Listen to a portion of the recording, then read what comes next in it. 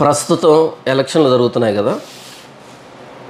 ఎలక్షన్లో అనగానే రాజకీయ నాయకులు ఏం చేస్తారు అంటే, కొంతమంది చదువులేని వాళ్ళు ఉంటారు, కొంతమంది నిరుద్యోగులు ఉంటారు సమాజంలో, కొంతమంది వారి ఆర్థిక పరిస్థితి అంతంత మాత్రంగా ఉండేవాళ్ళు ఉంటారు. ఇలాంటి వారందరినీ రాజకీయ నాయకులు వారి రాజకీయ ప్రచారం కోసం వాడుకుంటూ ఉంటారు. రోజుకింత అని 500 లేదా 1000 రూపాయలు ఇచ్చి వారికి బిర్యానీ పొట్లం ఇచ్చి సారా బాటిల్ ఇచ్చి అలా వారి పార్టీ జెండాలని మోయడానికి వాడుకుంటూ ఉంటారు. ఎలక్షన్ క్యాంపెయిన్ అంటే అంతకుముందు మనం ఎప్పుడూ చూడనటువంటి వ్యక్తుల్ని మనం చూస్తాం. మన ఇంటి దగ్గరికి 100 మంది, 200 మంది, 300 మంది ఇలా గుంపుగా వస్తారు. మీ అమూల్యమైన ఓటు మాకే వేయండి అనేటట్టుగా వాళ్ళు మాట్లాడుతూ ఉంటారు. ఆ వెనకాల ఉన్నటువంటి వ్యక్తులు, జెండాలు మోస్తున్నటువంటి ఆ పార్టీ జెండాను మోస్తున్నటువంటి వ్యక్తులు జై కొడుతూ ఉంటారు, త్రాగి ఉంటారు. ఈరోజు ఈ పార్టీ వెంబడి వచ్చి ఉంటారు వీళ్ళు, రేపు ఇంకో పార్టీ జెండా మోస్తూ వస్తారు. ఎందుకు అంటే వారికి విలువలు అనేటివి ఉండవు. నోటిస్తే ఎవరి జెండానైనా మోస్తారు, నోటిస్తే ఏ పనైనా చేయడానికి సిద్ధంగా ఉంటారు. ఒకవేళ ఎక్స్ అనేటువంటి రాజకీయ పార్టీ ఇలాంటి పనులు చేసింది అని దాని మీద కనుక నెగిటివ్గా మాట్లాడితే వెంటనే వారిని బెదిరించడమో, వారిని కొట్టడమో, చంపడమో, భౌతిక దాడులు చేస్తారు ఆ ఎక్స్ పార్టీకి సంబంధించినటువంటి కార్యకర్తలు.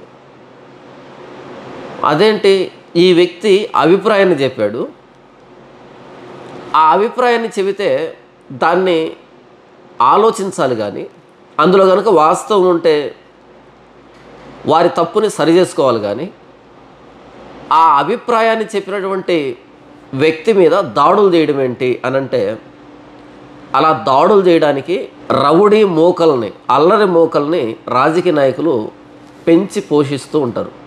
ఒక ప్రైవేట్ సైన్యంలాగా, ప్రైవేట్ ఆర్మీలాగా కార్యకర్తల రూపంలో, అందరూ కార్యకర్తలు కాదు, చాలా మట్టుకు కార్యకర్తల రూపంలో ఒక ఆర్మీలాగా పనిచేస్తుంటారు ఆ పార్టీ కోసం. మంచా చెడా, ఈ విమర్శ అన్నది సద్విమర్శ, దుర్విమర్శ, వాళ్ళు మాట్లాడుతున్న నిజమా అబద్ధమా ఎలాంటి వివేచన లేకుండా భౌతిక దాడులు చేయడం. ఇప్పుడు 2024లో అయితే సోషల్ మీడియా వేదికగా ట్రోల్స్ చేయడం, వారి శీలాన్ని అవమానించడం, వ్యక్తిత్వ హననం, క్యారెక్టర్ అసాసినేషన్, ఇలా అదే పనిగా వారిని భౌతికంగానో, మానసికంగానో, సామాజికంగానో వారిని బాధించడం జరుగుతూ ఉంటుంది. ఈ రాజకీయ నాయకుల దగ్గర ఉండేటువంటి కార్యకర్తలు లాంటి కొంతమంది అల్లరి మోక. ఇది ఏ ఒక్క రాజకీయ పార్టీకి పరిమితం కాదు, ప్రతి రాజకీయ పార్టీ ఇలాగే నడుస్తుంది. ఇదంతా మీకు తెలుసు. ఈ మధ్య చాలామందిని మన దేశమంతటా కూడా ఓటుకు నోటు అనేటువంటి కేసులో అరెస్టు చేశారు. అంటే ఓటుకి నోటు ఇవ్వకూడదు, ఓటు వేసే వ్యక్తులు నోటు తీసుకొని ఓటు వేయకూడదు. ఈ మధ్య కొత్త వ్యాఖ్యానాలు వస్తూ ఉన్నాయి. అలా కాదండి, రాజకీయ నాయకులు మన డబ్బునే తీసుకొని వాళ్ళు ట్యాక్స్ కట్టకుండా వాళ్ళు దాచిపెట్టుకొని ఆ బ్లాక్ మనీని ఇప్పుడు బయటికి తీస్తున్నారు ఎలక్షన్ రూపంలో. కాబట్టి ఆ డబ్బు మనదే, ఏ పార్టీ ఎంత ఇచ్చినా సరే తీసుకోవాలి, ఎందుకంటే ఆ డబ్బు మనదే, అది బ్లాక్ మనీ అనేటట్టుగా కొత్త వ్యాఖ్యానాలు చెప్తున్నారు. ఎలక్షన్ కమిషన్ ఏం చెప్తుందంటే, ఓటు వేసే వ్యక్తులు నోటుకి ఓటుని అమ్ముకోకూడదు అని ఎలక్షన్ కమిషన్ కానీ చాలా రకాల ఆర్గనైజేషన్స్ కానీ చెప్తూ ఉన్నాయి. మీ ఓటు అన్నది చాలా విలువైంది. మీ ఓటు మీ రాష్ట్ర భవిష్యత్తుని మారుస్తుంది, మీ దేశ భవిష్యత్తును మారుస్తుంది, మీ పిల్లల భవిష్యత్తును మారుస్తుంది.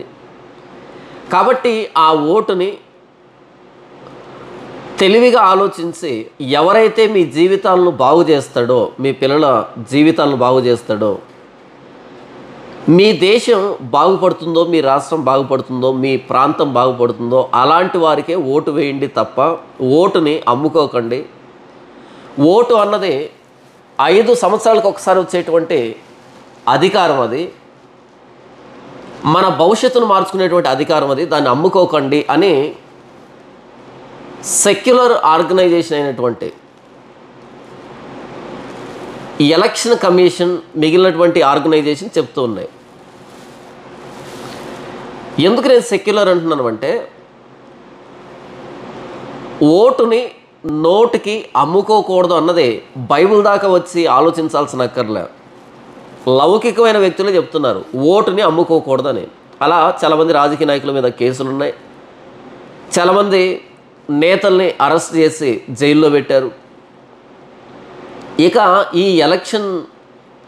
ఈ వాతావరణం ప్రారంభమైనప్పటి నుంచి మీరు గమనిస్తే ప్రతి చెక్ పోస్ట్ దగ్గర పోలీసులు ఉన్నారు. 10-15 మంది పోలీసులు లాఠీలతోనూ గన్నులతోనూ. ఎందుకు వాళ్ళు పహారా కాస్తున్నారు అంటే, ఎందుకు వాళ్ళు చెకింగ్ చేస్తున్నారు అంటే, ఎక్కువ మొత్తంలో డబ్బు ఏమైనా తరలించబడుతుందేమో, ఇది ఎలక్షన్ వాతావరణం కాబట్టి అనేటట్టుగా మనకు ప్రతి చోట కనిపిస్తున్నారు. ప్రతి కారును ఆపుతున్నారు, ప్రతి బైక్ను ఆపుతున్నారు, ప్రతి బ్యాగ్ని చెక్ చేస్తున్నారు, ప్రతి వాహనాన్ని తనిఖీ చేస్తున్నారు. అలా కొన్ని కోట్ల రూపాయలు దొరుకుతూ ఉంది. ఈ ఎలక్షన్ వాతావరణంలో సమయంలో ఇంతకు మించి డబ్బుని తీసుకుని వెళ్ళకూడదు. 50,000 కంటే మించి డబ్బును తీసుకుని వెళ్ళకూడదు. అలా తీసుకుని వెళ్ళినప్పుడు ఎలక్షన్ కోసమని ఓటుకు నోటు పంచడానికి తీసుకుని వెళ్తున్నారేమో అని అనుమానించి వారిని లోపల వేసేటువంటి పరిస్థితి ఈ ఎలక్షన్ సమయం మనందరూ తెలిసిందే. ఇవన్నీ ఏం చెప్తున్నాయంటే, మన ఓటు అన్నది విలువైంది, దీనిని అమ్ముకోకూడదు. రెడ్ లైట్ ఏరియాలో ఎలాగైతే ఒళ్ళు నమ్ముకొని బ్రతుకుతూ ఉంటారో వాళ్ళను మనం వ్యభిచారులు అని అంటాం కదా, వ్యభిచారులు అంటాం. దేవుడిచ్చినటువంటి ఈ శరీరాన్ని అమ్ముకోకూడదు, మనకిష్టం వచ్చినట్టుగా ఉపయోగించకూడదు. దేవుడు గీసినటువంటి ఆ గీతలోనే, ఆ సరిహద్దులోనే దీన్ని వాడాలి. వివాహ బంధంలోనే దీన్ని వాడాలి తప్ప వివాహ బంధానికి బయట దీన్ని వాడకూడదు. అలా వాడినప్పుడు వ్యభిచారులం అవుతాము అన్నది మనకు తెలిసిందే కదా. ఎలాగైతే వ్యభిచార వృత్తిలో ఉన్న వ్యక్తులు తమ ఒళ్ళును అమ్ముకుంటారో, అలా 5 సంవత్సరాలకు ఒక్కసారి మనకు వచ్చేటువంటి హక్కు దేశ భవిష్యత్తుని, రాష్ట్ర భవిష్యత్తుని, మన భవిష్యత్తుని, మన పిల్లల భవిష్యత్తుని నిర్ణయించేటువంటి ఓటుని 500కో, 1000 రూపాయలకో, 2000కో, 10,000కో అమ్ముకుంటున్నామంటే, రెడ్ లైట్ ఏరియాలో ఒళ్ళు నమ్ముకుని బ్రతికేటువంటి వేశ్యల కంటే హీనం వీళ్ళు.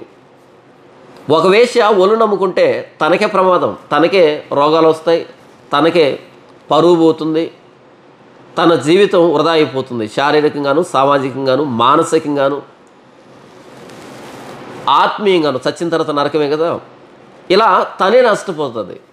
కానీ ఓటుని కనుక నోటికి అమ్ముకుంటే మన దేశం నాశనం అయిపోతుంది, మన రాష్ట్రం నాశనం అయిపోతుంది, మన పిల్లల భవిష్యత్తు, భావితరాల భవిష్యత్తు నాశనం అయిపోతుంది అని ప్రత్యేకంగా చెప్పాలన్నా. ఒక వేశ్య తన ఒళ్ళు నమ్ముకుంటే తనే నష్టపోతుంది, లేదా తన దగ్గరికి వెళ్తున్న వారికి రోగాలు రావచ్చు, వాళ్ళు నాశనం అయిపోతారు. కానీ 5 సంవత్సరాలకి వచ్చేటువంటి హక్కు మన భవిష్యత్తును మనమే మార్చుకునేటువంటి హక్కు అయినటువంటి ఓటుని అమ్ముకుంటున్నామంటే ఒళ్ళు నమ్ముకొని బ్రతికేటువంటి వేశ్య కంటే హీనమది, హీనాతి హీనమది. సరే, ఇప్పుడు విషయానికి వస్తే రాజకీయ నాయకులు ఇచ్చేటువంటి నోటుకి, ఆ క్వార్టర్ బాటిల్కి, ఆ బిర్యానీ పొట్లానికి, వాళ్ళు విసిరేటువంటి తాయిలాలకి కక్కుర్తిపడి ఆశపడి విలువలు లేనటువంటి వ్యక్తులు వారి పార్టీ జెండాలను మోస్తూ తిరుగుతూ ఉంటారు. అయితే క్రైస్తవులు అలా పార్టీల జెండాలు మోయడం, నోటికి ఓటుని అమ్ముకోవడం, ఆ బిర్యానీ పొట్లాలకో ఆ సారాయి బాటిళ్ళకో ఆశపడి వారి వెంట తిరగడం, ఒక పార్టీకి కొమ్ముగాయడం బైబిల్ అనుమతిస్తుందా? బైబిల్ ఒప్పుకోదు కదా. నేను ఏ పార్టీ గురించి మాట్లాడటం లేదు, ఒక ప్రత్యేకమైన వ్యక్తుల గురించి మాట్లాడటం లేదు. మన క్రైస్తవుల్ని సంస్కరించడానికి, క్రైస్తవుల్ని ఆలోచింపజేయడానికి మాత్రమే మాట్లాడుతున్నా ఈ మాటలు. మనకి ఒక పార్టీ మీద అభిమానం ఉండడం సహజమే, అదేం తప్పు కాదు. ఒక రాజకీయ నాయకుడిని అభిమానించడం తప్పేం కాదు. మనం ఓటు వేస్తాం, మనకు ఇష్టం వచ్చినటువంటి రాజకీయ నాయకుడికి ఓటు వేస్తాం, తప్పేం కాదు. కానీ మన ఓటును అమ్ముకోవడం మాత్రం ముమ్మాటికి తప్పే. లోకస్తులు అమ్ముకున్నారు అంటే అర్థం ఉంది. ఎందుకంటే వాళ్ళు డబ్బుని లక్ష్మీదేవిలాగా పూజిస్తారు, ఆరాధిస్తారు. వారికి డబ్బు చేతికి వస్తే ఇలా కళ్ళకద్దుకొని జేబులో పెట్టుకుంటారు. దాన్ని దేవతగా భావిస్తారు. కాబట్టి ఆ డబ్బు ఏ రూపంలో వస్తుంది అనేది వాళ్ళకి పెద్దగా పట్టింపు ఉండదు. ఏదో ఒక పని చేసి డబ్బు సంపాదించాలి అనేటువంటి ఆలోచనలో చాలామంది ఉంటారు. అందరు కాకపోయినా చాలామంది ఉంటారు. కాబట్టి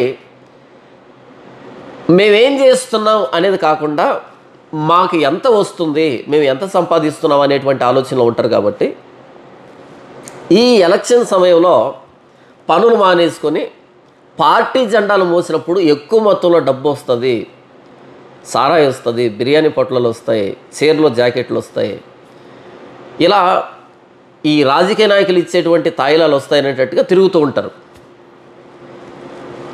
అలా తిరగడం ద్వారా ఆ రాజకీయ పార్టీ నేతలతో మంచి సంబంధాలు ఏర్పడతాయి. రేపు మనకు ఏమైనా పనులుంటే చేసి పెడతారు అనేటట్టు కూడా అందులో కూడా కొంచెం స్వార్థ ప్రయోజనాలు ఉంటాయనుకోండి. ఈ విధానం అన్నది బయట వారికి న్యాయం అనిపిస్తుంది. కానీ బైబిల్ పట్టుకున్నటువంటి క్రైస్తవుడు ఇలా ఒక పార్టీకి కొమ్ముగాయొచ్చా, ఒక పార్టీ జెండాని మోయొచ్చా, పలానా పార్టీ నాయకుడు మా కులస్తుడే అనే కులపిచ్చితో వాడికే ఓటు వేయచ్చా, కులాన్ని బట్టి, కేవలం కులాన్ని బట్టి. ఎందుకంటే రాజకీయ నాయకుడు అంటే లౌకికమైనటువంటి వ్యక్తి, రాజ్యాంగాన్ని బట్టి పరిపాలించవలసినటువంటి వ్యక్తి. రాజ్యాంగం అన్నది స్పిరిచువల్ కాదు, సెక్యులర్, లౌకికమైనది. ఏ మతానికి సంబంధించింది కాదు అది. అందరినీ సమదృష్టితో చూడాలి. ఒక కులానికో మతానికో ప్రాంతానికో సంబంధించింది కాదు కదా రాజకీయ పార్టీ అంటే, రాజకీయ నాయకుడు అంటే. రాజకీయ నాయకుడు అంటే పరిపాలకుడు, ప్రజా పరిపాలకుడు. అన్ని మతాలని, అన్ని కులాలని, అన్ని ప్రాంతాలని సమదృష్టితో చూడాలి. కానీ ఈరోజు ఓటు ఎలా వేస్తున్నారు అంటే, ఈ వ్యక్తి మా కులస్తుడే, ఈ వ్యక్తి మా ప్రాంత నివాసే, ఈ వ్యక్తి మా మతస్థుడే అనేటట్టుగా ఓట్లు వేస్తున్నారు. తప్పు కదా. 5 సంవత్సరాలకి మనకు వచ్చేటువంటి ఓటు అన్నది మన భవిష్యత్తును నిర్ణయిస్తుంది. కాబట్టి ఆలోచించి వేయాలి తప్ప అభిమానంతోనో, కులం పేరటో, మతం పేరటో, ప్రాంతం పేరటో ఇలా ఓట్లు వేయకూడదు. పాపులారిటీని బట్టో ఓట్లు వేయకూడదు. బైబిల్ క్రైస్తవుణ్ణి చాలా ఉన్నతంగా ఉండాలని, చాలా ఉన్నతమైన భావాలు కలిగి ఉండాలని కోరుకుంటూ ఉంది. మనం బైబిల్ను చూసినప్పుడు బైబిల్లో అనేకమైన విషయాలు చెప్పబడ్డాయి మనకి. క్రైస్తవులతో పరిశుద్ధాత్మ దేవుడు ఈ లేఖనాల రూపంలో ఏం చెబుతున్నాడు అంటే, మనము ప్రభుత్వం విధించేటువంటి వాటికి లోబడి ఉండాలి అని చెప్తూ ఉంది.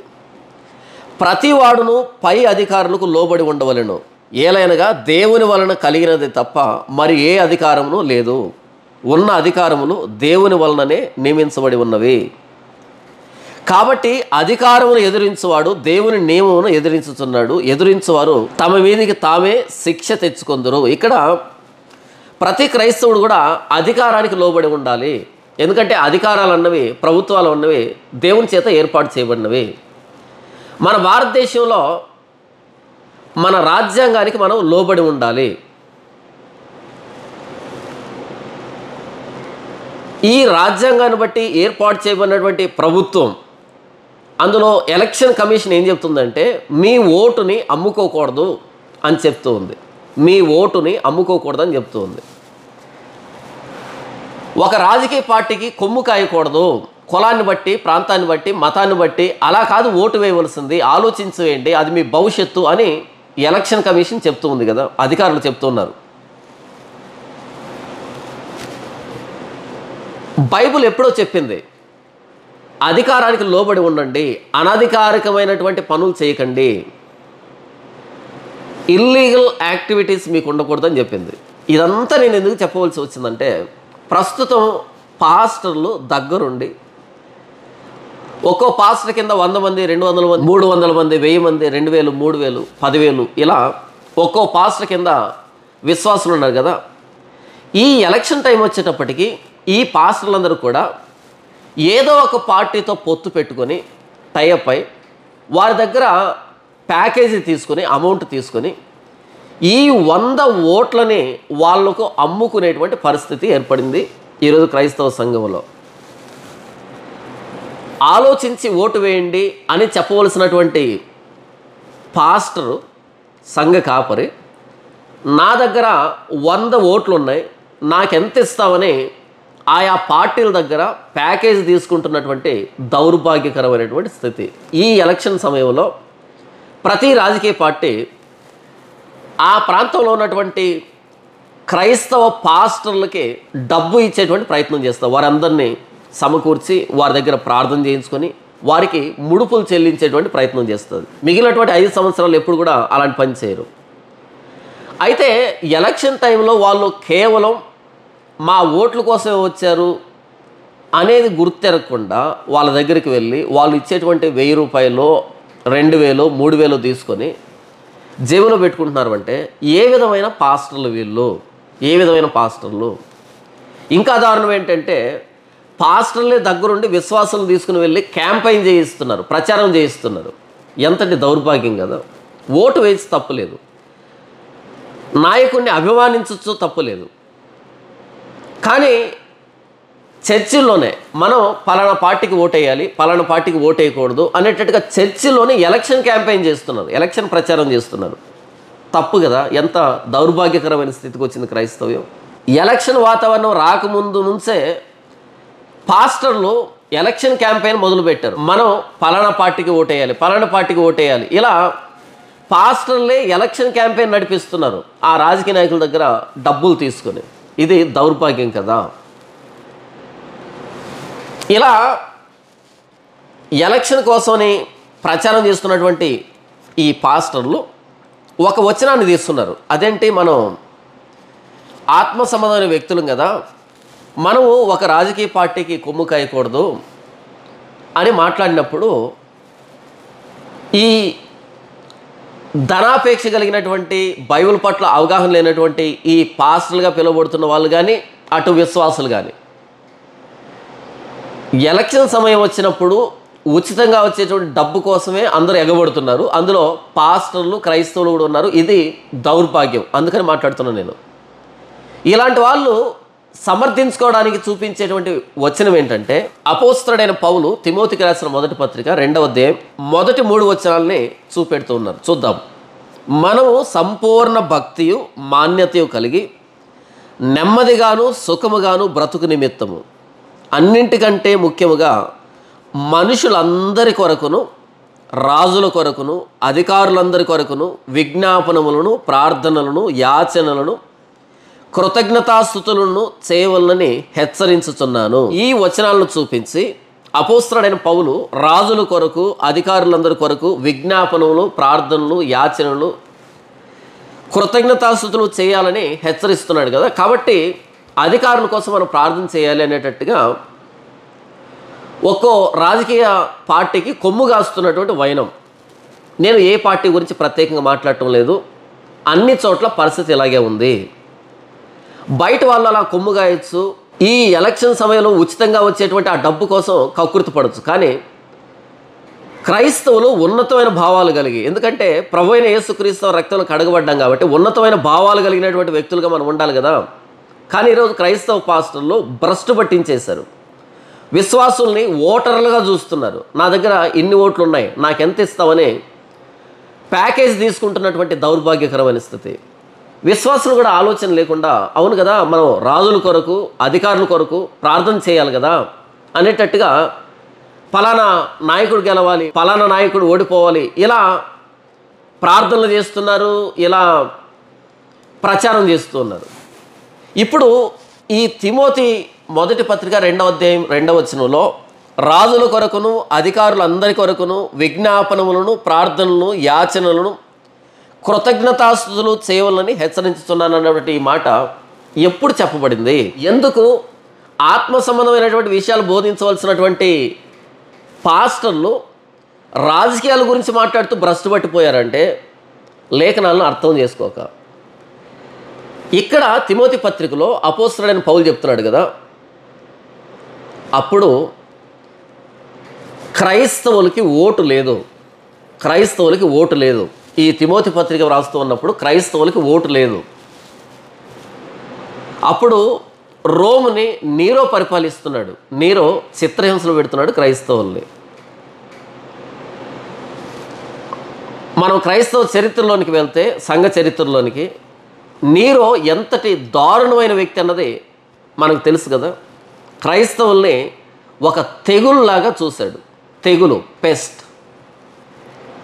క్రైస్తవుల్ని మనుషుల్లాగా చూడలే, కాగడాల్లాగా వెలిగించాడు, తైలం పోసి వెలిగించాడు, కాల్చాడు. క్రూర మృగాలకి ఆహారంగా వేశాడు, నరికించి చంపించాడు, అత్యంత దారుణంగా హింసించాడు. ఆ రోజుల్లో క్రైస్తవులకి సిటిజన్షిప్ లేదు, పౌరసత్వం లేదు, రోమా పౌరసత్వం లేదు.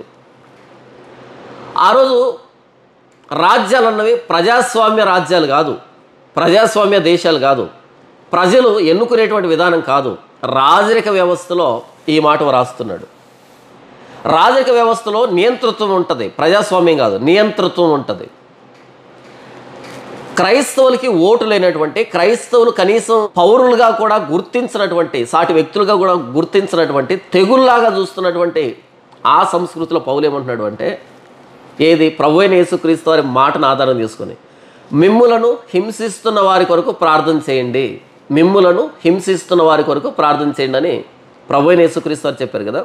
ఆ మాటను ఆధారం చేసుకొని రాజుల కొరకు, అధికారుల కొరకు ప్రార్థన చేయండి అంటున్నాడు. ఎవరు రాజు ఇక్కడ? నీరో. అధికారులు ఎవరు ఇక్కడ? నీరో కింద ఉన్నటువంటి క్రూరులు, దుర్మార్గులు. రాజుల కొరకు, అధికారుల కొరకు ప్రార్థన చేయండి, మిమ్మల్ని హింసిస్తున్నా సరే, మిమ్మల్ని చంపుతూ ఉన్నా సరే ప్రార్థన చేయండి. ఎందుకంటే ప్రభువైన యేసుక్రీస్తు వారు చెప్పారు మిమ్మల్ని హింసిస్తున్న వారి కోసం ప్రార్థన చేయమని. కానీ ఈరోజు పరిస్థితి పౌలు కాలంలో ఉన్నటువంటి పరిస్థితి కాదు కదా. రాజరికం లేదు, నియంతృత్వం లేదు. ఇది ప్రజాస్వామ్య దేశం. ప్రజలే పాలకుల్ని ఏర్పాటు చేస్తుంటున్నారు, నిర్ణయిస్తున్నారు. ఎలా? ఓటు ద్వారా. కాబట్టి ఓటు లేనటువంటి రాజరిక వ్యవస్థలో, నియంతృత్వ పరిపాలనలో ఉన్నటువంటి, ఆ నిరంకుశ పరిపాలనలో ఉన్నటువంటి ఆనాటి పరిస్థితుల్లో వ్రాయబడినటువంటి వాక్యాన్ని ఈరోజు ప్రజాస్వామ్య పరిపాలనలో ఉన్నటువంటి, మనమే ఓటు ద్వారా ప్రభుత్వాన్ని నిర్ణయిస్తున్నటువంటి ఈ రోజుకి యథాతథంగా ఎలా మనం అన్వయించుకుంటాం అంటే, ఈ వచనం ఇప్పుడు పనికిరాదన్నా అని అనకండి, యథాతథంగా ఎలా అన్వయించుకుంటాం అని అడుగుతున్నా. దీనిలో మార్పులు చేర్పులు జరుగుతాయి కదా, యథాతథంగా రాదు కదా. ఎందుకంటే అది రాజరిక వ్యవస్థ కదా. ఆ రోజుల్లో బానిసత్వం ఉంది. ఆ బానిసలను గురించి దాసులు గూర్చి ఇదే తిమోతి పత్రికలో వ్రాసాడు కదా. ఇప్పుడు బానిస వ్యవస్థ లేదు, మీకు అర్థం కావడం చెప్తున్నాం.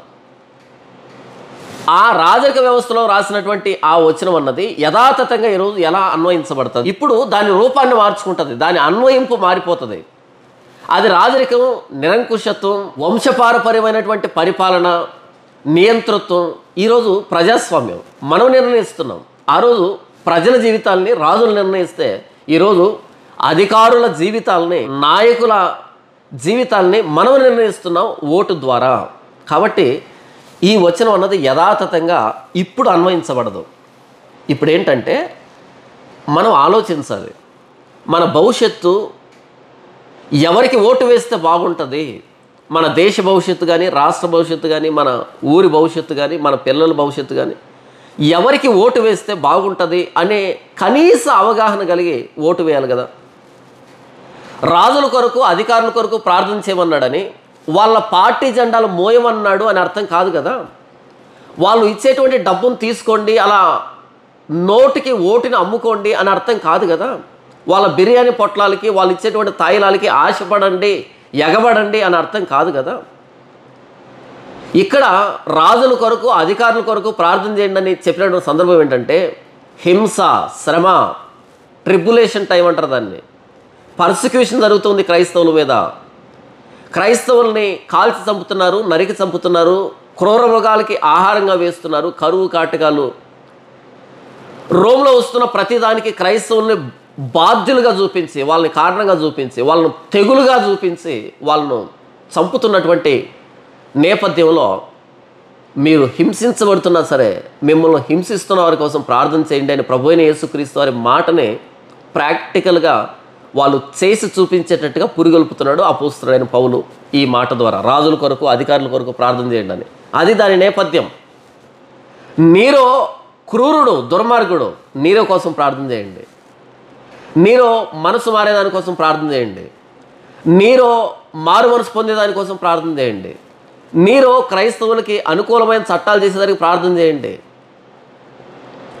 రోమన్ అఫీషియల్స్ తెలివిగా ఆలోచించడానికి, మానవత్వంతో ఆలోచించడానికి ప్రార్థన చేయండి అని చెప్తున్నాడు. అంతేగాని నీరోకు వ్యతిరేకంగా ప్రచారం చేయండి అని చెప్పటం లేదు. నీరోకు వ్యతిరేకంగా ఉద్యమాలు చేయండి అని చెప్పటం లేదు. నీరోకు వ్యతిరేకంగా ఇంకో రాజుతో చేయగలపండి అని చెప్పటం లేదు.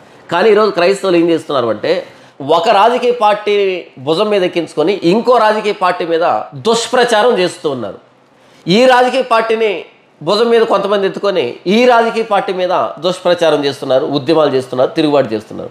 మీకు అర్థమవుతుందా? అందరు క్రైస్తవులు ఒక రాజకీయ పార్టీని ఎన్నుకోవటం లే. కొందరు ఒక రాజకీయ పార్టీ వైపు, కొందరు ఇంకో రాజకీయ పార్టీ వైపు. ఈ రాజకీయ పార్టీ వైపు ఉన్నటువంటి క్రైస్తవులు ఈ నాయకుడిని తిట్టడం, ఇటువైపు ఉన్నటువంటి క్రైస్తవులు ఇటువైపు ఉన్న వ్యక్తిని తిట్టడం, ఉద్యమాలు చేయడం, ప్రచారాలు చేయడం, సోషల్ మీడియా వేదికగా పొలిటికల్ క్యాంపెయిన్ చేయడం.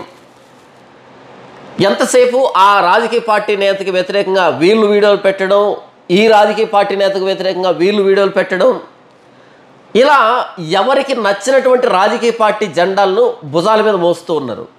అసలు ఇది కాదు కదా బైబిల్ చెప్పింది. మిమ్మల్ని హింసిస్తున్నా సరే వారి కోసం ప్రార్థన చేయండి, ఉద్యమాలు చేయకండి, తిరుగుబాటు చేయకండి, లోబడండి అని ఈ వచనం చెబుతూ ఉంటే ఈరోజు రాజకీయ పార్టీలకి అభిమానులుగా మారిపోయినటువంటి పాస్టర్లు, విశ్వాసులు, సంఘాలు, క్రైస్తవ సంఘాలు అంటే వెంటనే రాజకీయ పార్టీలతో టైప్ అవ్వడం. ఇదిగో మా ఫెలోషిప్లో ఇంతమంది పాస్టర్లు ఉన్నారు, ఒక్కో పాస్టర్ కింద ఇంతమంది విశ్వాసులు ఉన్నారు, కాబట్టి ఇంత ఓటు బ్యాంక్ ఉంది మాకు, మేము ఒక మాట చెప్తే మొత్తం ఓట్లన్నీ మీకే పడతాయి, కాబట్టి మాకెంత ఇస్తారు అని కొన్ని కోట్ల రూపాయలు ముడుపులు తీసుకునేటువంటి దౌర్భాగ్యకరమైన స్థితి. మీకు అర్థమవుతుందా? క్రైస్తవ సంఘాలు ఉన్నాయా? ఒక్కో క్రైస్తవ సంఘంలో ఫెలోషిప్లో, క్రైస్తవ సంఘం అంటే ఫెలోషిప్, ఒక్కో ఫెలోషిప్లో అది పాస్టర్స్ ఫెలోషిప్ కావచ్చు, ఇంకే ఫెలోషిప్ అయినా కావచ్చు, ఒక్కో పాస్టర్ ఫెలోషిప్లో ఆ పెద్ద ఎవరైతే ఉంటారో ఈ వ్యక్తి వెళ్ళి నా కింద ఇంతమంది పాస్టర్లు ఉన్నారు, ఒక్కో పాస్టర్ కింద ఇంతమంది విశ్వాసులు ఉన్నారు, మాకేమి ఇస్తారు అని ప్యాకేజ్ తీసుకుంటున్నటువంటి దౌర్భాగ్యకరమైన స్థితి. ఎందుకు ఇలా చేస్తున్నారు అంటే వాక్యం చెప్పింది కదా, రాజుల కొరకి, అధికారుల కొరకు ప్రార్థన చేయమని అనేటట్టుగా ఈ వాక్యాన్ని కోట్ చేస్తున్నారు. సారీ, ఇక్కడ చెప్పబడింది రాజకీయ పార్టీ నాయకులకి కొమ్ము గాయమని కాదు, మీ ఓటుని నోటు కోసం అమ్ముకోమని కాదు, ప్యాకేజ్ తీసుకోమని కాదు, ఆ బిర్యానీ పొట్లాలకి, సారాయి బాటిళ్ళకి, ఆ చీర జాకెట్లకి, ఆ కిట్టులకి, ఆ వస్తువులకి, తాయిలాలకి ఓటు నమ్ముకోమని కాదు, ఒక పార్టీని ఆధారం చేసుకొని ఇంకో పార్టీ మీద బురజల్లమని కాదు, తప్పుడు ప్రచారం చేయమని కాదు, బైబిల్ను బోధించాల్సినటువంటి ఆ పెదవుల మీద రాజకీయ పార్టీ నేతల పేర్లు, రాజకీయ పార్టీల మేనిఫెస్టోలను చదవమని కాదు కదా ఈ వచనం చెబుతూ ఉన్నది. సరే, ఇప్పుడు బైబిల్లో కాలాల మార్పులను గురించి మీతో చెప్తాను. కాలాల మార్పు, ఎందుకంటే ఒక కాలంలో ఒక ఆజ్ఞ ఇవ్వబడితే కాలం మారిన తర్వాత ఇంకో ఆజ్ఞ ఇవ్వబడుతుంది. మీకు అర్థం కావడానికి, బబులోను రాజైన నెబుకద్నెజరు క్షేమం కోసం ప్రార్థన చేయండి అని ఇర్మియా పత్రిక పంపించాడు చెరలోనికి వెళ్తున్నటువంటి యూదుల చేత, అక్కడ ముందే వెళ్ళినటువంటి వాళ్ళ కోసం అని.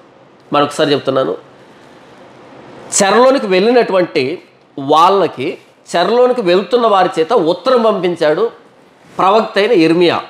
29వ అధ్యాయం మీరు చూడండి.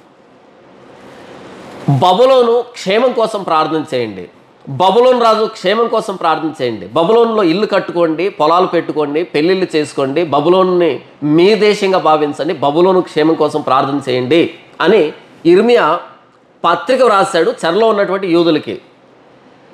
బబులోను నాశనం కావాలని కాదు, బబులోను క్షేమం కోసం ప్రార్థన చేయండి అని. బబులోను ఎవరింతకి? యోదయ దేశాన్ని సర్వనాశనం చేసినటువంటి సామ్రాజ్యం కదా. అది 29వ అధ్యాయం. అలా మనం చదువుకుంటూ వస్తే చివరి అధ్యాయంలో బబులోను నాశనాన్ని గురించి ప్రవచిస్తాడు. బబులోను నాశనాన్ని గురించి ప్రవచిస్తాడు, బబులోను నుంచి బయటికి రమ్మంటాడు, బబులోను మీద శాపనార్థాలు ప్రకటిస్తాడు చివరి అధ్యాయంలో. అదేంటి? 29వ అధ్యాయంలో బబులోను క్షేమం కోసం ప్రార్థన, చివరి అధ్యాయంలో ఇర్మియా గ్రంథం 51, 52 మీరు చదవండి. బబులోను నాశనం కోసం శాపనార్థాలు, ప్రవచనాలు, బబులోను మీద తీర్పు కుమ్మరించబడ్డావు, దేవుని ఉగ్రత కుమ్మరించబడ్డావు. ఇదేంటి? 29లో ప్రార్థన చేయమన్నాడు క్షేమం కోసం, 51, 52లో బబులోను నాశనాన్ని ప్రకటిస్తున్నాడు. అంటే కాలం, ఆ ఆత్మ ఏ కాలములను ఎట్టి కాలములను చూపెడుతూ వచ్చిందో దాన్ని పరీక్షించారు ప్రవక్తలు అని పేతురు పత్రికలో పేతురు రాస్తాడు కదా. పరిశుద్ధాత్మ దేవుడు మనలో ఉంటే మనం లేఖనాలు చదువుతున్నప్పుడు ఆత్మ ఏ కాలాన్ని ఎట్టి కాలాన్ని చూపెడుతూ ఉంది అన్నది మనకు అర్థమవుతుంది. బైబిల్లోకి వచ్చిన ఉంది, ఇక దాన్ని పట్టుకొని అక్కడే నిలబడకూడదు, కొనసాగాలి. ఏ కాలాన్ని ఎట్టి కాలాన్ని దేవుడు చూపెడుతున్నాడు అనేది తెలియాలి. 29వ అధ్యాయంలో బబులోను క్షేమం కోసం చెప్పినటువంటి దేవుడు 51, 52 అధ్యాయంలో బబులోను నాశనాన్ని గురించి ప్రవచింపజేశాడు. కాలం మారింది, కాలం మారింది. ఇక్కడే నిలబడడం తప్పు, ఇక్కడే నిలబడడం తప్పు. కాలాన్ని బట్టి వాక్యాన్ని అర్థం చేసుకోవాలి. అలాగే తిమోతికి రాసిన మొదటి పత్రిక 2వ అధ్యాయంలో మనము సంపూర్ణ భక్తియు మాన్యతయు కలిగి నెమ్మదిగాను సుఖముగాను బ్రతుకు నిమిత్తము, అన్నింటికంటే ముఖ్యంగా మనుషులందరి కొరకును, రాజుల కొరకును, అధికారులందరి కొరకును విజ్ఞాపనలు, ప్రార్థనలు, యాచనలు, కృతజ్ఞతాస్తుతులు చేయాలని హెచ్చరిస్తున్నాడు పౌలు. ఎందుకు రాజుల కోసం, అధికారుల కోసం ప్రార్థన చేయాలి అంటే, మనము సంపూర్ణ భక్తి మాన్యత కలిగి నెమ్మదిగాను సుఖముగాను బ్రతకాలంటే రాజుల కోసం, అధికారుల కోసం ప్రార్థన చేయాలి అని చెప్తున్నాడు ఇక్కడ. ఇంతటితో బైబిల్ అయిపోయిందా? అయిపోలే. ఇంతటితో బైబిల్ అయిపోలే, ఇంకా చాలా పత్రికలు ఉన్నాయి. చివరిగా ప్రకటన గ్రంథం ఉంది కదా, ప్రకటన గ్రంథం 13వ అధ్యాయానికి వద్దాం. నేనేం చెప్తున్నాను ఇంతకీ? ఆత్మ ఏ కాలాన్ని ఎట్టి కాలాన్ని చూపెడుతూ మనకు లేఖనాలు చెబుతున్నాడో దాన్ని గమనించాలి మనం. అంతేగాని ఇక్కడ రాజుల కోసం, అధికారుల కోసం ప్రార్థన చేయండి ఎందుకంటే మీరు సుఖంగాను నెమ్మదిగాను బ్రతకడానికి అనేదాన్ని పట్టుకొని కూర్చోకూడదు. అంటే ఎంతసేపు కూడా మాకు సుఖం ఉండాలి, నెమ్మది ఉండాలి అని కాకుండా, అంటే ఈరోజు క్రైస్తవ సంఘం ఏం చేస్తుందంటే, ఇదిగో ఈ రాజకీయ పార్టీ వస్తే మనకు ప్రమాదం, ఈ రాజకీయ పార్టీ వస్తే మనకు ప్రమాదం, కాబట్టి మనం వీళ్ళకి వేద్దాం. ఏది? వాళ్ళు మంచి వాళ్ళు కాకపోయినా సరే. ఒక క్రైస్తవుడు ఎప్పుడు కూడా సమాజ హితాన్ని కోరుకోవాలి. మనకు నష్టం జరిగినా పర్లేదు, మనకు అన్యాయం జరిగినా పర్లేదు, మనకు శ్రమ వచ్చినా పర్లేదు, కానీ సమాజ హితం కోసం మనం పని చేయాలి, సమాజ హితం కోసం మనం ఆలోచించాలి.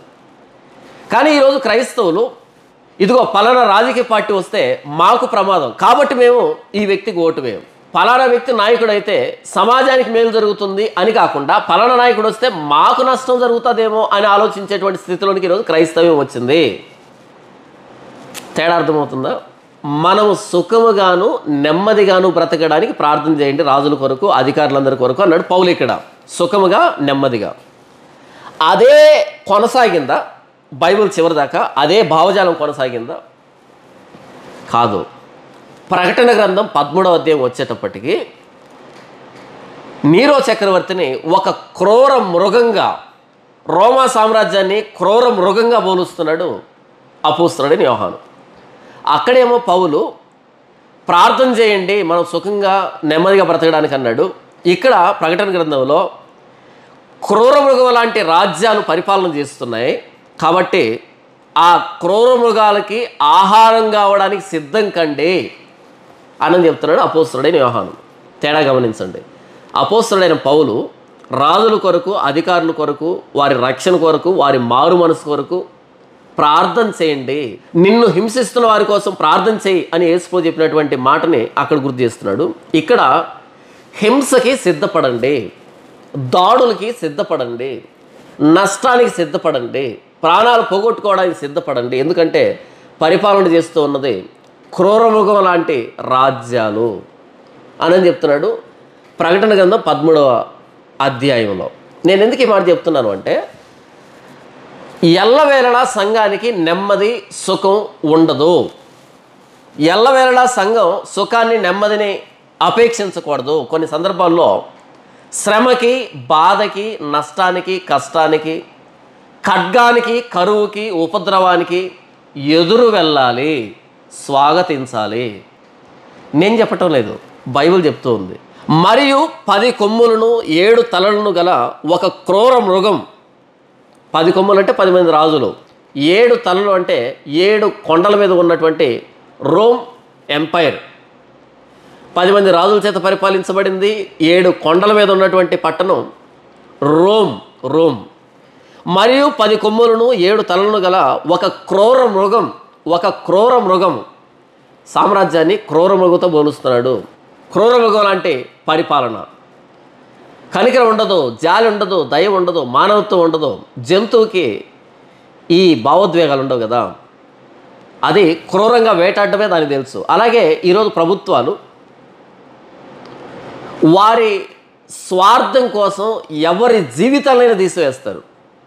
ఇంకెవరి క్షేమం గురించి ఆలోచించరు, వారి క్షేమం కోసమే ఆలోచిస్తారు. ఆ రోజు రోమన్ ఎంపైర్ అయితే ఈరోజు మానవతా విలువలు లేకుండా, నైతిక విలువలు లేకుండా, సాటి మానవుడి పట్ల జాలి లేకుండా, కనికరం లేకుండా ప్రవర్తిస్తున్నటువంటి ప్రతి రాజ్యము, ప్రతి పార్టీ క్రూర మృగమే అని మనం ఆలోచించాలి. మరియు 10 కొమ్ములను 7 తలలను గల ఒక క్రూర మృగము సముద్రంలో నుండి పైకి వచ్చుట చూచితనే, అంటే అధికారంలోకి రావడం చూస్తున్నాడు. దాని కొమ్ముల మీద 10 కిరీటములను, దాని తలల మీద దేవదూషణకరమైన పేర్లు ఉండెను. దాని తల మీద, కిరీటాల మీద దేవదూషణకరమైన పేర్లు. దేవుణ్ణి దూషించడమే ఆ పార్టీ ప్రధాన అజెండాగా ఉంటుంది. ఒక పార్టీ అని లేదు, ప్రతి పార్టీ మతాన్ని ఆధారం చేసుకొని, కులాన్ని ఆధారం చేసుకొని, ప్రాంతాన్ని ఆధారం చేసుకొని, దేవుళ్ళని, దేవతలను ఆధారం చేసుకొని అలా రెచ్చగొట్టేటువంటి ప్రయత్నం. పోలరైజ్ చేస్తున్నారు, మతాలను బట్టి, కులాలను బట్టి, దేవుళ్ళని బట్టి పోలరైజ్ చేస్తున్నారు. ఓట్లని 2గా విభజిస్తున్నారు. ఊరిలో కుళాయిలు లేవు, రోడ్లు లేవు, ఉద్యోగాలు లేవు, అభివృద్ధి లేదు, మన భవిష్యత్తుకి భరోసా లేదు, దేశంలో అభివృద్ధి లేదు. కాబట్టి మాకు ఓటు వేయండి అని అడగడానికి ఏ కారణం లేదు. కాబట్టి ఏం చేస్తున్నారంటే మతాన్ని ఆధారం చేసుకొని, దేవుని ఆధారం చేసుకొని ఇలా పోలరైజ్ చేస్తున్నారు ఓట్లని. ఇదిగో నేను పలానా మతం కాబట్టి నాకు ఓట్లు వేయండి, ఇదిగో నేను మీ మతం కాబట్టి నాకు ఓట్లు వేయండి. వారి తలల మీద, కిరీటాల మీద దేవదూషణకరమైన పేర్లు ఉన్నాయంట. ఆ రోజు రోమ్ కూడా ఇదే చేసింది. క్రైస్తవుల్ని చిత్రహింసలు చేసింది. ఎందుకంటే రోమన్ సిటిజన్స్ని మెప్పించడానికి, క్రైస్తవుల్ని తెగులుగా చూపించి రోమన్ సిటిజన్స్ని మెప్పించడానికి ప్రభువైన యేసుక్రీస్తుని నమ్ముకున్న వారిని చిత్రహింసను గురి చేసింది. దేవదూషణకరమైన పేర్లు ఉన్నాయి. నేను చూసిన ఆ మృగము చిరుతుపులను పోలి ఉండెను. దాని పాదములు ఎలుగుబంటి పాదములు వంటివి, దాని నోరు సింహము నోరు వంటిది. దానికి ఆ ఘట సర్పము తన బలమును తన సింహాసనమును గొప్ప అధికారమును ఇచ్చెను.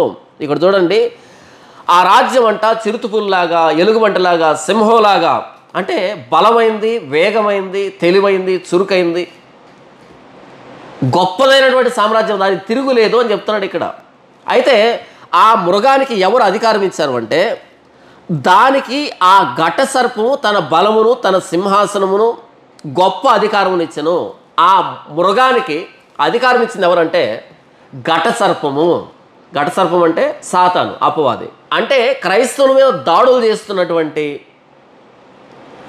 క్రైస్తవులకు వ్యతిరేకంగా పనిచేస్తున్నటువంటి ఈ ప్రభుత్వాల వెనకాల అపవాది ఉంది, అపవాది వారికి అధికారం ఇచ్చింది అని చెప్తున్నాడు ఇక్కడ. మనం వ్యక్తులుగా చూడాల్సింది, పార్టీలుగా చూడాల్సింది, వారి వెనకాల పనిచేస్తున్నటువంటి అపవాది, మీ విరోధి అయిన అపవాది అని వ్రాయబడింది. మీ విరోధి అయిన అపవాది, అపవాది మన శత్రువు. ఆ అపవాది వారికి అధికారం ఇచ్చి వారిని క్రైస్తవుల మీదకి ఉసిగొల్పింది అని ఆ రోమన్ గవర్నమెంట్ని మనసులో పెట్టుకొని మాట్లాడుతున్నాడు అపోస్తలుడైన యోహాను ఇక్కడ. దాని తలలలో ఒకదానికి చావు దెబ్బ తగిలినట్టుండెను. అయితే ఆ చావు దెబ్బ మానిపోయిన కనుక భూజనులందరూ మృగము ఎదుట వెళ్ళుచు ఆశ్చర్యపడుచుండరు. చావు దెబ్బ అంటే ఇక అయిపోయింది, ఈ ప్రభుత్వం కూలిపోయింది అనుకునేటువంటి పరిస్థితులు వచ్చాయి. అయినా సరే మరలా అది బ్రతికింది. చావు దెబ్బ తగిలి మరలా బ్రతికింది. అంటే ఇక అయిపోయింది, ప్రభుత్వం రాదు, ఈ నాయకుడు గెలవడు అనేటువంటి పరిస్థితులు ఏర్పడతాయి. అయినా సరే వెంటనే పుంజుకుంటాడు. చావు దెబ్బ తగిలి మానిపోవడం అంటే అదే. అలాంటి పరిస్థితులు మనం చూస్తున్నాం కదా. ఇదిగో ఈ స్కామ్లో దొరికాడు, ఈ కేసులో దొరికాడు, ఈ అన్యాయం చేశాడు, ఈ హింస చేశాడు, అది చేశాడు, ఇది చేశాడు, కాబట్టి ఈ ప్రభుత్వం పోతుంది ఇక అని అనిపిస్తుంది. అంతకంతకు మెజారిటీతో గెలవడమే మనం చూస్తూ ఉన్నాం. చావు దెబ్బ తగిలి మానినట్టున్నటువంటి ఆ గాయం. 4వ వచనం, ఆ మృగమునకు అధికారం ఇచ్చినందున వారు ఘట సర్పమునకు నమస్కారం చేసిరి. మరియు వారు ఈ మృగముతో సాటి ఎవడు, దానితో యుద్ధం చేయగలవాడెవడు అని చెప్పుకొనుచు ఆ మృగమునకు నమస్కారం చేసిరి. ఎప్పుడైతే ఆ క్రూర మృగం అధికారంలోకి వచ్చిందో దానికి అధికారం ఇచ్చినటువంటి అపవాది ఆరాధించబడుతున్నాడు. ఈ మృగమునకు సాటి ఎవడని ఆ మృగానికి అధికారం ఇచ్చినటువంటి ఘట సర్పాన్ని అందరూ కొనియాడుతున్నారు. అంతే కదా. మత రాజకీయం చేస్తున్నటువంటి, కుల రాజకీయం చేస్తున్నటువంటి, ప్రాంతీయ రాజకీయం చేస్తున్నటువంటి, ఎలా వీళ్ళని పోలరైజ్ చేస్తున్నారు అంటే దేవుళ్ళ పేర్లు చెప్పి పోలరైజ్ చేస్తున్నారు. బహిరంగంగానే మాట్లాడుతున్నారు. మీరు పలానా దేవుణ్ణి నమ్ముకుంటారా, పలానా దేవుణ్ణి నమ్ముకుంటారా అని బహిరంగంగా మాట్లాడుతున్నారు. వారి వెనకాల ఉండి ఎవరు నడిపిస్తున్నారు ఇదంతా అంటే అపవాది అని చెప్తున్నాడు ఇక్కడ. 5వ వచనం, డంబపు మాటలను దేవదూషణలు పలుకు ఒక నోరు దానికి ఇయ్యబడిను. డంబపు మాటలు, దేవదూషణ, మరియు 42 నెలలు తన కార్యం జరుపు అధికారం దానికి ఏర్పాటైను. 42 నెలలు అంటే మనం తర్వాత రోజుల్లో చూద్దాం, ప్రకటన గ్రంథాన్ని వివరిస్తాను. మీకు ముందే తెలుసుకోవాలనుకుంటే కనుక 666 అనేటువంటి వీడియో ఉంటుంది మన ఛానల్లో, లేదా 1000 ఏళ్ల పరిపాలన ఉంటుంది, లేదా ఇద్దరు సాక్షులు అనేటువంటి వీడియో ఉంటుంది. వాటిని చూడండి, మీకు దీని పూర్తి వివరణ దొరుకుతుంది. ఎందుకంటే మన సందర్భం ఇది కాదు కాబట్టి దాటి వెళ్ళిపోతున్నాం. అంటే ప్రతి క్రూరమైనటువంటి రాజ్యానికి, దేవునికి వ్యతిరేకమైన రాజ్యానికి కొంత సమయం నిర్ణయించబడింది. ఆ సమయం వరకు వాళ్ళు పరిపాలన చేస్తారు. కాబట్టి వాళ్ళ మీద ఉద్యమం చేయమని చెప్పటం వల్ల, తిరగబడమని చెప్పటం వల్ల, వ్యతిరేకంగా క్యాంపెయిన్ చేయమని చెప్పటం వల్ల ఏమని చెప్తున్నాడు అంటే 6వ వచనం, కనుక దేవుని దూషించుటకును, అంటే అధికారం ఇవ్వబడింది, సమయం ఇవ్వబడింది, కనుక దేవుని దూషించుటకును, ఆయన నామమును, ఆయన గుడారమును, పరలోక నివాసులను దూషించుటకును అది తన నోరు తెరచెను. దేవుని దూషించడానికి, ఆయన నామాన్ని దూషించడానికి, ఆయన గుడారాన్ని అంటే చర్చిని, ఆయన గుడారాన్ని, పరలోక నివాసులు అంటే క్రైస్తవులు దూషించడానికి అది తన నోరు తెరచెను. మరియు పరిశుద్ధులతో యుద్ధం చేయను, వారిని జయింపను, దానికి అధికారం ఇవ్వబడెను. ప్రతి వంశం మీదను, ప్రతి ప్రజ మీదను, ఆయా భాషలు మాట్లాడే వారి మీదను, ప్రతి జనం మీదను అధికారము దానికి ఇవ్వబడెను. చాలా జాగ్రత్త వినండి. మరియు పరిశుద్ధులతో యుద్ధము చేయను, వారిని జయింపును, దానికి అధికారం ఇవ్వబడెను. పరిశుద్ధులతో యుద్ధం చేయడానికి, వారిని గెలవడానికి అధికారం ఇవ్వబడింది. ఏం చెప్తున్నాడు అపోస్తలుడైన యోహాను అంటే, కొంతకాలం నిర్ణయించబడింది ప్రభుత్వానికి, అది మనల్ని జయిస్తుంది, మనల్ని గెలుస్తుంది, అలాంటి అధికారం ఇవ్వబడింది. కాబట్టి మనం భరించాలి, కాబట్టి మనం సహించాలి, ఓర్చుకోవాలి, అనుభవించాలి అని మానసికంగా సిద్ధం చేస్తున్నాడు సంఘాన్ని. తిరగబడమని చెప్పటం లే, ఉద్యమాలు చేయమని చెప్పటం లే, పార్టీ జెండాలు మోయమని చెప్పటం లే, విప్లవాన్ని తీసుకుని రమ్మని చెప్పటం లే, ఏమని చెప్తున్నాడు అంటే సిద్ధపడండి శ్రమకి అని చెప్తున్నాడు. క్రైస్తవులు హింసిస్తున్నటువంటి ప్రతి క్రూరమైనటువంటి రాజ్యానికి ఒక సమయం నిర్ణయించబడింది, అంతవరకే. ఆ తర్వాత దేవుడు దానికి తీర్పు తీరుస్తాడు తర్వాత అధ్యాయాలు మనం చూస్తే. కాబట్టి శ్రమకు సిద్ధపడండి అని సిద్ధం చేస్తున్నాడు క్రైస్తవుల మనసుల్ని. శ్రమకి సిద్ధపడమని చెప్తున్నాడు, హింసకి చావడానికి కూడా సిద్ధపడండి అని చెప్తున్నాడు. కానీ మనం తిమోతి పత్రికలో ఏం చూసాం? మీరు సుఖముగాను నెమ్మదిగాను బ్రతికేదానికి రాజుల కోసం అధికారులందరి కోసం ప్రార్థన చేయండి అని అక్కడ చెప్పాడు. ఇక్కడ యోహాను ఏం చెప్తున్నాడు? సిద్ధపడండి. దేనికి? సుఖం కోసం నెమ్మది కోసమా? కాదు, శ్రమ పడడానికి చావడానికి కూడా సిద్ధపడండి. లేఖనాలు ఏ కాలాన్ని ఎట్టి కాలాన్ని సూచిస్తూ రాయబడ్డాయో దాన్ని గమనిస్తూ చదవాలి. తిమోతి పత్రికలో ఉన్న దాన్ని పట్టుకొని అక్కడే నిలబడకూడదు. చివరిదాకా వస్తే ఎలాంటి పరిస్థితి ఉన్నా సరే సిద్ధపడండి. ప్రార్థన అయితే చేయండి, సుఖంగా నెమ్మదిగా బ్రతకాలని ప్రార్థన చేయండి. కానీ శ్రమకి, హింసకి, ఉపద్రవానికి, మీ మీద ద్వేషానికి, మిమ్మల్ని చంపేటువంటి పరిస్థితులు కూడా సిద్ధపడండి అని చెప్తున్నాడు. ఈరోజు క్రైస్తవులు పలానా పార్టీ వస్తే మాకు నష్టం, పలానా పార్టీ వస్తే మాకు నష్టం. వారికి అధికారం ఇవ్వబడింది, వారికి కొంత సమయం ఇవ్వబడింది. కాబట్టి సిద్ధపడాలి, సిద్ధపడాలి. పార్టీల జెండాలు మోయకూడదు, పార్టీలకు కొమ్ములు కాయకూడదు. మనం కూడా మిగిలిన వ్యక్తుల్లాగా డబ్బు కోసం ఓట్లని అమ్ముకోకూడదు, సంఘాన్ని ఓటర్లాగా మార్చి ప్యాకేజీలు తీసుకోకూడదు. ఏమంటే ఎందుకు ఇలా చేస్తున్నారంటే వచనాలు చూపించకూడదు. మనం సమాజ హితాన్ని కోరుకునే వాళ్ళమే తప్ప ప్రాంతాన్ని బట్టి, కులాన్ని బట్టి, మతాన్ని బట్టి ఓట్లు వేసే వాళ్ళం కాకూడదు. ఆలోచనతో వేయాలి, వివేకంతో వేయాలి, సమాజ హితాన్ని కోరుకోవాలి. మరియు పరిశుద్ధులతో యుద్ధం చేయను, వారిని జయింపను, దానికి అధికారం ఇవ్వబడెను అని బైబిల్లో ఉంది. 8వ వచనం చూడండి. భూనివాసులందరూ అనగా జగదుత్పత్తి మొదలుకొని వధించబడి ఉన్న గొర్రెపిల్ల యొక్క జీవగ్రంథమందు ఎవరి పేరు వ్రాయబడలేదో వారు ఆ మృగమునకు నమస్కారం చేయుదురు. ఎవరి పేరైతే ప్రభువైన యేసుక్రీస్తు వారి రక్తంలో కడగబడినటువంటి జీవగ్రంథంలో వ్రాయబడి లేదో వాళ్ళు మాత్రమే ఈ క్రూర మృగానికి సపోర్ట్ చేస్తారు.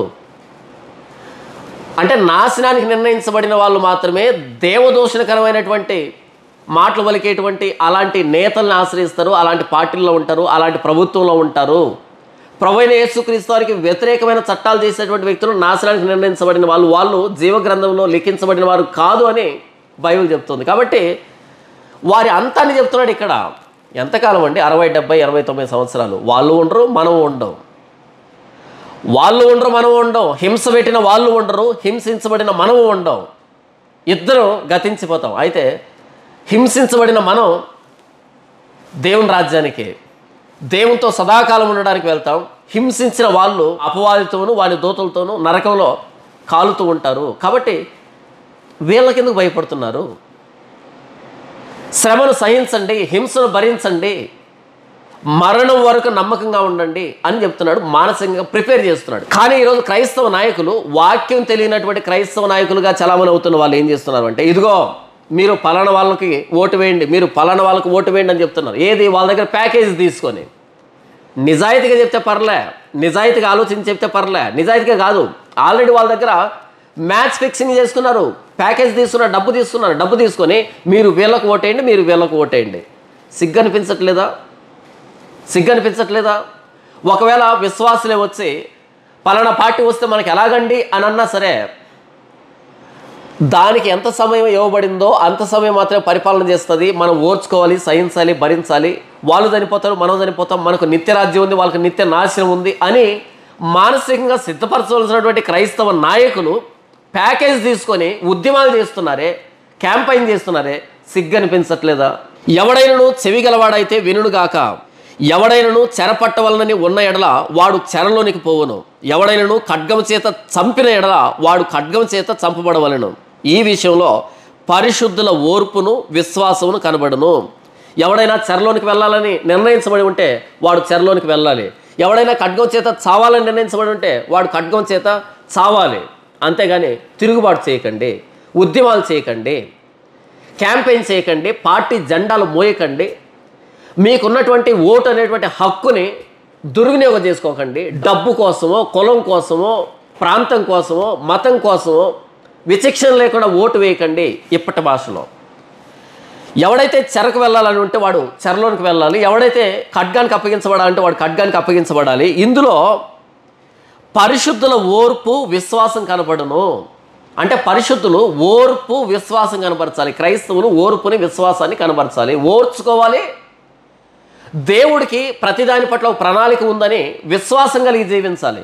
ఒక కాలం ఉంది, మాకు విడుదల ఉంది. ఒకవేళ విడుదల లేకపోతే ఇందులో మేము సాక్షులుగా ఉండాలేమో, హతసాక్షులుగా ఉండాలేమో, శ్రమను అనుభవించేటువంటి సాక్షులుగా ఉండాలేమో, చెరసాలలో కూడా ప్రభు సాక్ష్యం కోసం వెళ్ళాలేమో అనేటువంటి విశ్వాసం కలిగి జీవించాలి అని చెప్పవలసినటువంటి క్రైస్తవ నాయకులు ఉద్యమాలు చేస్తున్నారు. చర్చిలో పుల్పీట్ మీద నిలవబడి మనం పలానా పార్టీకి ఓటు వేయాలి, పలానా పార్టీకి ఓటు వేయకూడదని లేఖనాలని వక్రీకరించి మాట్లాడుతున్నారు, వారి దగ్గర డబ్బు తీసుకొని. ఎంత దౌర్భాగ్యం. చివరిగా ఈ వీడియో ముఖంగా నేను చెప్పేది ఏంటంటే, ఈరోజు ఎలక్షన్ కదా, ఈరోజు మీరు పోలింగ్ బూత్ దగ్గరికి వెళ్ళినప్పుడు ఖచ్చితంగా అందరూ వెళ్ళండి. ఖచ్చితంగా ఓటు హక్కు ఉన్న ప్రతి ఒక్కరూ మీరు ఎక్కడున్నా సరే మీ ప్రాంతానికి వెళ్ళి ఓటు వేయండి. ఒకవేళ ఓటు వేయకపోతే అలా మిగిలిపోయినటువంటి ఓట్లని ఎవరైతే రాలేదో పోలింగ్ బూత్కి, ఆ ఓట్లని ఇరు పార్టీల వాళ్ళు పంచుకుంటారు. నాకిన్ని నీకిన్ని పంచుకొని వాళ్ళు వేసుకుంటారు. తప్పు కదా. కాబట్టి 5 సంవత్సరాలకు ఒకసారి వచ్చేటువంటి హక్కు ఇది. పోలింగ్ బూత్ దగ్గరికి వెళ్ళండి. మీ ఓటుని ఆలోచించి ఎవరి ద్వారానైతే సమాజానికి హితం ఉందో, క్షేమం ఉందో, మేలు ఉందో, దేశానికి కానీ, రాష్ట్రానికి కానీ, మన ప్రాంతానికి కానీ, మన భవిష్యత్తులకు కానీ ఎవరి ద్వారా అయితే మేలు జరగబోతూ ఉందో ఆలోచించి ఓటు వేయండి. ఓటుకి నోటు తీసుకోకండి. కులానికో, ప్రాంతానికో, మతానికో ఇలాంటి అభిమానాలకులోనే ఓటు వేయకండి. ఓటు అన్నది మన హక్కు. ఇది తిమోతి పత్రిక రాస్తున్నప్పుడు క్రైస్తవులకు లేదు ఈ హక్కు. తిమోతి పత్రిక రాస్తున్నప్పుడు ఆ క్రైస్తవులకి ఈ ఓటు హక్కు లేదు. కాబట్టి వాళ్ళు ప్రార్థన చేశారు. ఈరోజు మనకి ఓటు హక్కు ఉంది. ఓటు వేయడం ద్వారా మనం మన భవిష్యత్తుని నిర్ణయించుకుంటాం, దేశ భవిష్యత్తుని నిర్ణయిస్తాం, రాష్ట్ర భవిష్యత్తుని నిర్ణయిస్తాం. కాబట్టి ఓటు హక్కు లేనటువంటి ఆ రోజుల్లో మీరు ప్రార్థన చేయండి అని చెప్పినటువంటి దాన్ని కాకుండా ఓటు హక్కుతో మన భవిష్యత్తును మనం నిర్ణయించుకుందాం. ప్రార్థన అయితే చేద్దాం, తప్పు లేదు. ప్రార్థన చేయడంలో తప్పు లేదు, ప్రార్థన చేయాలి. అయితే మనకిప్పుడు ఓటు హక్కు ఉంది కదా, ఆ రోజు వాళ్ళకి చేసేది ఏమీ లేక ప్రార్థన చేస్తారు. ఈరోజు మనం మార్పు చేయొచ్చు కదా ఓటుతో. కాబట్టి ప్రతి ఒక్కరూ పోలింగ్ బూత్కి వెళ్ళండి, ఓటు వేయండి. కులాన్ని బట్టి, ప్రాంతాన్ని బట్టి, మతాన్ని బట్టి కాదు, అభిమానాన్ని బట్టి కాదు, ఆలోచించి ఓటు వేయండి. మనం ప్రభువైన యేసుక్రీస్తు వారి రక్తంలో విమోచించబడిన వాళ్ళమే. మనము ప్రభువైన యేసుక్రీస్తు రక్తంలో విమోచించబడిన వాళ్ళమే.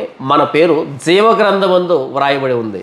ఒకవేళ మీకు ఓటు లేకపోతే మీరు ఎలక్షన్ కమిషన్ లిస్టులో లేకపోవచ్చు మీరు, కానీ మన పేరు అయితే జీవగ్రంథంలో లిఖించబడింది. జీవగ్రంథంలో మన పేరు లిఖించబడినటువంటి మనకి విరోధముగా ఏదైనా ఒక శ్రమ కానీ, ఉపద్రవం కానీ వస్తూ ఉన్నప్పుడు మన కోసం ప్రాణం పెట్టిన ప్రభువైన యేసుక్రీస్తు వారికి తెలుసు పలానా పార్టీ గెలిస్తే ఏమైపోతామో, ఏం చేస్తారో భయపడాల్సిన అక్కర్లేదు. మన కోసం ప్రాణం పెట్టిన ప్రభువైన యేసుక్రీస్తు వారి ఆ జీవ గ్రంథంలో మనం లిఖించబడ్డాం. మన పేరుని ఎవరు తీసివేయలేరు. దేహమును చంపిన తర్వాత మరి ఏమీయో చేయలేని వానికి భయపడకండి. దేహమును, ఆత్మను రెండింటిని నరకంలో కాల్చగల వానికి మిక్కిలి భయపడండి. దేహమును మాత్రమే చంపే తర్వాత ఏం చేయలేని వాళ్ళకి భయపడాల్సిన అక్కర్లేదు. ఏ పార్టీ వస్తే ఏంటి, ఏ రాజకీయ నాయకుడు వస్తే ఏంటి, చర్చలు పగలగొడితే ఏంటి, మనల్ని చంపితే ఏంటి, మన పేరు జీవగ్రంథంలో ఉంది. కాబట్టి వీటికి ప్రలోభపడి భయపడి కాదు ఓట్లు వేయవలసిందే.